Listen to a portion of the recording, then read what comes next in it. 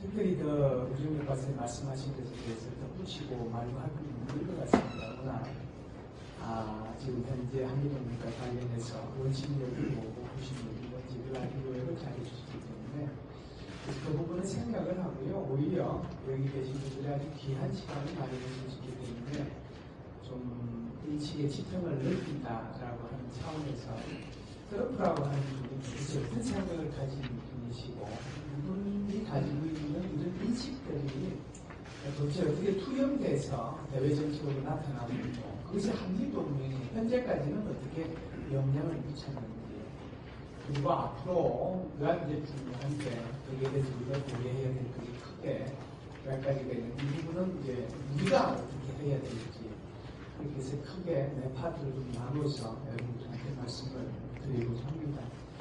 트럼프 대통령의 세계관 하면 아주 간단하죠. 이분은 다 부동산으로 이렇게 돈 벌었다는 걸 다 아시잖아요. 그래서 이분이 젊었을 때 이 사람이 뭐 여러분들 굉장히 조금 유구조적이긴 하지만 책을 뭐 15권이나 쓰셨잖아요. 말이 그렇지. 책 한번 있으면 어렵다라고 하는 것을 여기 계신 분도 누구도 잘 알 텐데 젊었을 때는 주로 개인이 돈 버는 법에 대해서 책을 많이 썼어요. 그런데 2000년대가 넘어서면서 이분이 생각하고 있는 미국이 돈 버는 데에 대해서 이게 완전히 이제 바꾸는 거죠. 그러면서 이제 정치적으로 좀 나가야 되겠다는 생각을 가지고 있는데 이분이 쓴 책이 이제 뭐 트럼프 강한 미국을 불구다 또 불구가 된 미국 이런 건데 왜 미국이 이렇게 불구가 됐을까 하는 그런 생각을 갖고 있는 거거든요.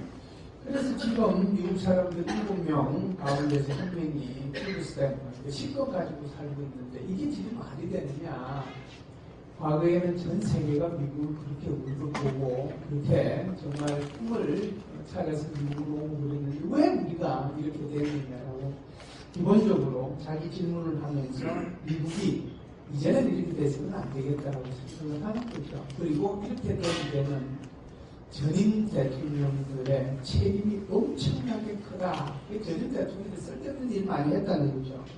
예를 들어서 전임 대통령은 이데올로기에 초점을 맞추고 가치에 초점을 맞추고 동맹에 초점을 맞추고 국제 질서에 초점을 맞췄는데 이 쓸데없는 데다 초점을 맞추다 보니까 거기다가 어마어마하게 돈을 많이 퍼다가 갖다 부어서 결국은 지금 미국이 이렇게 가난뱅이가 된 게 아닌가. 왜 우리는 이렇게 되어야 되는가? 아니다. 우리는 다시 위대한 미국을 만들기 위해서 노력해야 된다. 이게 이제 메이크 아메리카 그레이트 어게인이라고 캠페인은 선거 캠페인이었고요. 이 캠페인이 제대로 맥혀들었다 이렇게 볼 수 있습니다.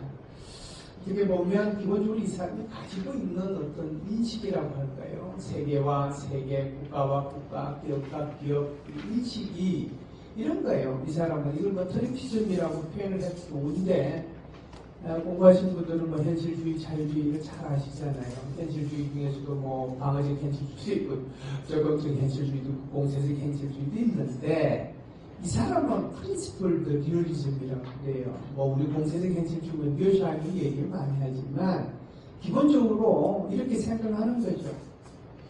글로벌 공동체가 아니라는 게 세계는 글로벌 공동체가 아니라 국가와 NGO들, 기업들이 서로 이익을 위해서 관여하고 경쟁하는 문제다. 이게 국제관계의 본질이야. 이건 절대로 잊지 마. 그래서 여러분들이 이게 NSS, 그러니까 내셔널 시큐리티 스트래티지 보고서 발표할 때 제일 먼저 등장한 용어가 프린시플 리얼리즘입니다. 도대체 이게 뭘까라고 그때 이제 많은 학자들이 우리 여기 우 박사님도 마찬가지지만 그때 그거 가지고 정리하고 또 발표하고 그랬었습니다.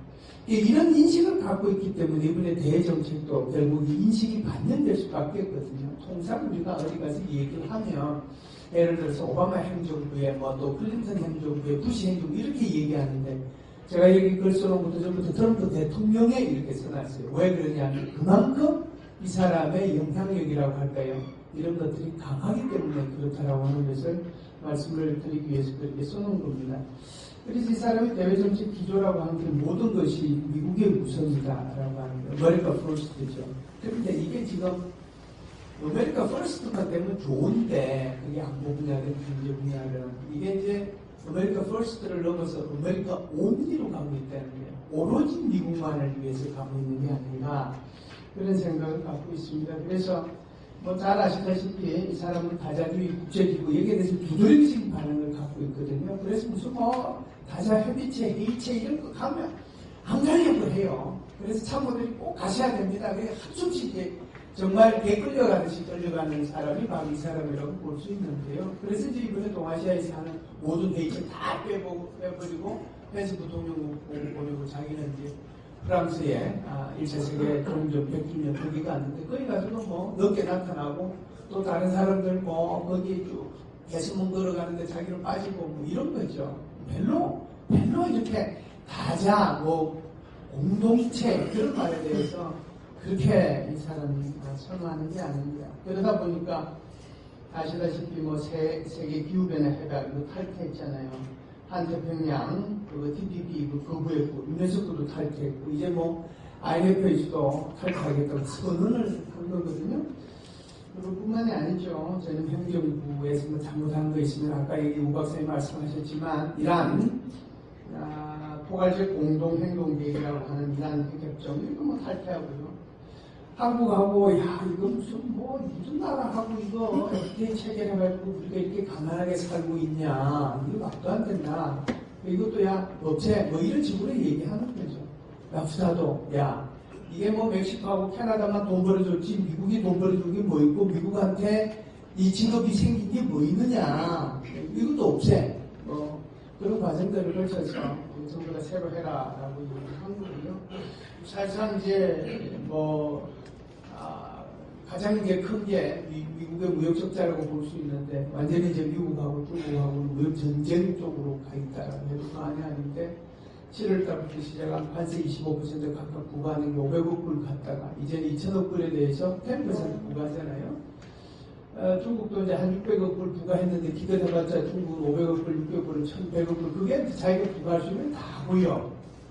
근데 미국 입장에서 보면 아직도 이제 부과할 수 있는 돈이 뭐 한 2,몇백억 정도 남아있거든요. 그래서 중국이 말 안 들으면 2천억 불 10% 하는 거 25%를 올리겠다라고 하는 건 나머지 2,몇백억 불 이것도 내년도에 다시 더 하겠다라고 하는데 결국은 이제 11월 30날 아르헨티나에서 있게 되는 G20 여기서 최종적으로 미국과 중국의 무역 분쟁이 더 확대 일로로 가게 될지 그렇지 않으면 일정 정도 봉합될지가 아마 최종적으로 결정되지 않겠는가 이런 생각을 합니다. 이 사람은 그것뿐만이 아니고요. 미국의 전통적인 가치라고 할까 이거 무시하죠. 그래서 뭐 아무리 독재 자금하고 관계없어요. 이 사람은 옛날 대통령들 다 이런 것 때문에 미국을 망해먹었다고 생각하기 때문에 그래서 미국이 이익만 된다라고 하면 그 사람이 두드레트든 에르도안이든 뭐 RCC든 그렇지 않으면은 가죽규시 살해 사건에 관여한 사우디 왕과 두드는 아무 관계 없어요. 그러니까 뭐 다 좋다라고 얘기하는 거죠. 우리 많이 살았는데 무슨 소리 하고 있느냐, 무슨 가치가 왜 필요하고 임금이 왜 필요하냐라고 얘기하는 사람이 바로 이 사람이에요. 그런 차원에서 동맹을 바라보거든요. 동맹도 안보, 가치, 이념 이 차원이 아닙니다. 오히려 경제적이고 거래적 관점에서 바라보기 때문에 나토라고 하는 게 도대체 뭐 하느냐 말이야. 돈도 몇 번 안 되고 우리가 말이야 50% 이상이나 내기하고 니들 돈 올려. 이제 이런 식으로 얘기하는 거죠. 그래서 발틱 3국에서 이게 지금 러시아로부터 침공 받으면 어떻게 그러니까 대답하는 것이 딱 정해져 있잖아요. 그래 얘들이 얼마만큼 기회했는지 나 보고 지원해줄지 안 해줄지 결정할게. 근데 나토 5조를 근본적으로 무시하는 거거든요. 근데 그 사람은 그거 전혀 개의치 않아요. 이 사람은. 그래서 이런 인식과 세계관 그리고 대외정책을 가진 사람이 우리 한미동맹하고는 이제 주로 어떤 일들이 있었는가 지난 한 1년 반, 2년 정도로 보면 크게 이제 보면 마이비 분담금이 이제 크겠죠. 이 사람이 얘기한 거는 워낙 많습니다. 그러니까 한국, 일본 굉장히 부유하고 강한 나라들인데 우리가 지켜줄 뿐만 있지 우리가 받은 게 뭐 있느냐. 한국이 방위비 분담하는 이거 한국이 지금 똥값 정도 되고 있는 거지 무슨 도대체 해준 게 있느냐 말이야. 우리는 오히려 국경이 더 불안해졌는데 한국은 오히려 더 나아지지 않느냐. 그래서 방위비 분담은 2배 안 올리면 저축시켜. 그렇게 얘기하는 사람이에요. 그렇게 얘기해요. 있어요. 그래서 여러분들 지금 10차 이 바이비 분단 협상이 진행이 되고 있고 이번 달까지 9번 했죠. 이제 다음 달 마지막 이제 10번째 바이비 분단금 협상을 종료를 해야 2019년부터 이 협상에 의한 것이 가게 될 텐데 제가 볼 때는 이렇게 트럼프가 얘기하고 전략자산 이거 정리하는 거 비용대라고 하더라도 지금 한 9,600억 정도 이렇게 돈을 대고 있는데 제가 볼 때 이거 2배로 갈 리는 없다라고 생각을 해요. 그래서 이 부분은 제가 왜 그런지 좀 이따가 한꺼번에 말씀을 드리도록 하겠습니다. 대한민국 철수하고 싶다. 아까 박사님도 말씀하고 그랬잖아요. 앞으로 또 문제가 되고 그럴 텐데. 그러다 보니까 미국의 정책 결정이라고 할까요? 영향을 미치는 게 트럼프 대통령 혼자 하는 거 아니거든요. 트럼프도 있고, 그 다음에 미국의 행정부도 있고, 미의회도 있고, 여론도 있고, 전문가들도 있어요. 미국 무시하지 못한다는 말이죠. 그래서 미의회에서 그냥 국방수법법 통과시키면서 물론 한시적이긴 하지만 22,000명 정도 못 내려간다. 미의회가 한국을 생각하는 거죠. 예. 그 다음에 이제 주한미군의 평택 시대가 개막이 돼서 아시다시피 캠프 브리스 같은 경우 여의도 면적의 한 6배 정도 되는 어마어마한 것을 작년도 11월 달에 대한민국을 방문했을 때 직접 눈으로 가서 캠프 브리스를 트럼프 대통령이 보고 대한민국이 어느 정도 미국에 기여하고 있는지를 눈으로 직접 확인하고 갔어요. 평택이라고 하는 것이 바로 서쪽에서 어디를 쳐다보고 있으니까 북경을 쳐다보고 있는 데잖아요. 어마어마한 데죠. 게다가 이제 워낙 이 미사일 지침 한번 개정하는 게 굉장히 어려운데 2014년도에 개정된 거 작년도에 야 그거 뭐 개정해라. 이제 사거리는 뭐 800km지만 탄도미사일 중량은 무한정 시켜주면 달리 얘기를 하면 지금 500kg만 탄두 중량 돼 있는 것이 예를 들어서 뭐 1톤까지 올라가고 2톤까지 그게 5톤, 10톤 되면 반대로 얘기하면 탄두 중량을 늘리면 사거리는 무한정 늘어날 수 있는 거거든요. 그러니까 일단 이것을 받아냈다라고 하는 거고요. 마지막으로 이제 한미 FTA 이거 폐기하라고 그랬지. 어찌됐든 한미 FTA 재개정했습니다. 미국만 일방적으로 저는 유리하게 가져갔다라고 생각은 하지 않고요. 그러니까 지금 트럼프 대통령이 들어서서 이 몇 가지 한미동맹과 관련된 쟁점들을 보면 어마어마하게 한국이 손해볼 것 같은데 참 아이러니하게도 손해본 게 별로 없어요. 이게 그러면은 뭐 때문에 그러냐? 북한 핵 문제 때문에. 만일에 북한 핵 문제, 미사일 문제가 작년처럼 그렇게 북한이 난리치지 않고 아주 조용하게 올해처럼 핵 미사일처럼 한 번도 안 했다라고 하면 한미 FTA 문제도 굉장히 곤란하게 갔을 거고 주한미군 문제도 굉장히 곤란하게 갔을 거고 그리고 여기 방위비 분담금도 굉장히 곤란하게 갔을 거고 미사일 지침 개정은 없었을 거고 저는 그렇게 생각합니다. 자, 남아있는 이제 미래의 한미동맹인데요. 세 개만 말씀을 드리고 마치도록 하겠습니다. 결국은 이제 전략권 전환 50자에서 시험을 통해가지고 결정이 났죠. 이래 한미연합사령부로 간다. 현재 한미연합사령 그대로 간다. 참모부 편성도 그대로 한다. 단지 바뀌는 것은 사령관과 부사령관만 바뀌다. 그게 끝이에요. 그렇죠? 네, 끝입니다. 그래서 IOC, FOC, FMC 1, 2, 3단계 한미연합 연습을 통해서도 태국 연습을 통해서 한다라고 하는 건데 여기에 대해서 철저하게 연습을 하고 검증을 거쳐서 전략권 전환이 이루어져야 된다라고 하는 거고요. 그리고 미래 한미동맹 비전 공동 연구하기로 했다는 게 이 부분이 저는 머릿속에 많이 남는데 이걸 통해 가지고 지금 현재 그 얘기를 한 거거든요. 제가 한번 그대로 읽어보겠습니다. FFVD 이후에 인도태평양 지역의 평화와 번영, 안정을 위한 동맹의 역할을 모색하자라고 하는 미래 한미동맹 비전 공동연구예요. 그러면은 여기에 이제 초점이 인도태평양 전략이라고 하는 거고요. 초점이 미래 한미동맹의 비전이라고 하는 거거든요. 그래서 미래의 한미동맹은 이쪽으로 좀 초점을 맞춰서 우리가 가야 된다라고 하는 것이 이 속에 포함되어 있다 이렇게 볼 수가 있죠. 두 번째는 이제 북한 비핵화하고 한반도 평화체제인데요. 이거 뭐 워낙 앞에서 다 말씀을 하셨지만 제가 볼 때는 이래요. 미국 같은 경우는 포괄적으로 타결하자라고 하는 거고 이해는 단계적으로 하자. 여기까지는 양보가 돼 있어요. 근데 북한 생각은 제가 볼 때는 전혀 좀 다른 것 같습니다. 북한은 그게 아닌 것 같아요. 북한은 뭐라고 얘기를 하느냐면 부분적인 거 합의하고 이행하고 그리고 넓혀나가자.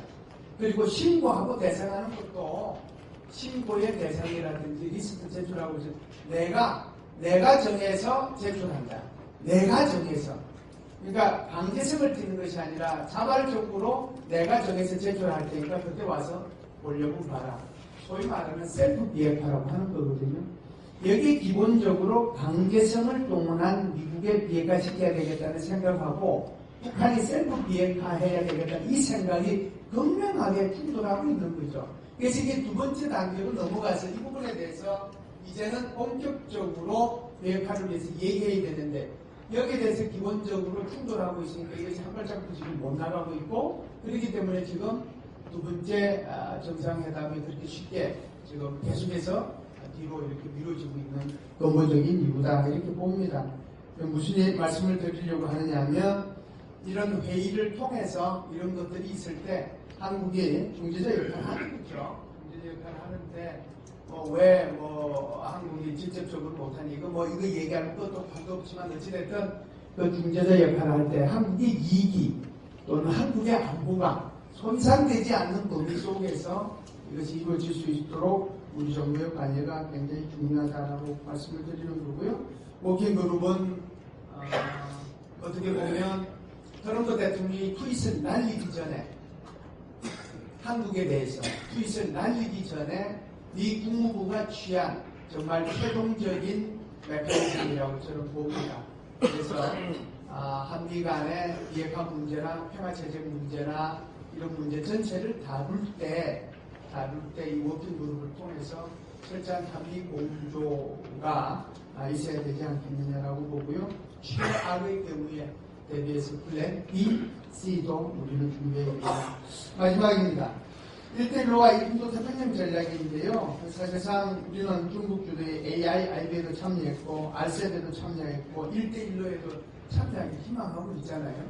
이제 이걸 반대로 얘기하면 미국 주도의 인도 태평양 전략이라고 할까요? 또 일본 주도의 CPTPP라고 할까요? 여기도 정말 참여해야 될지, 참여하는 어느 수준으로 해야 될지.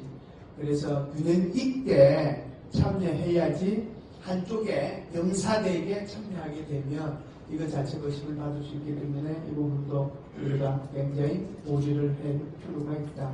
그래야 한미 동맹이 튼튼해진다. 이상입니다.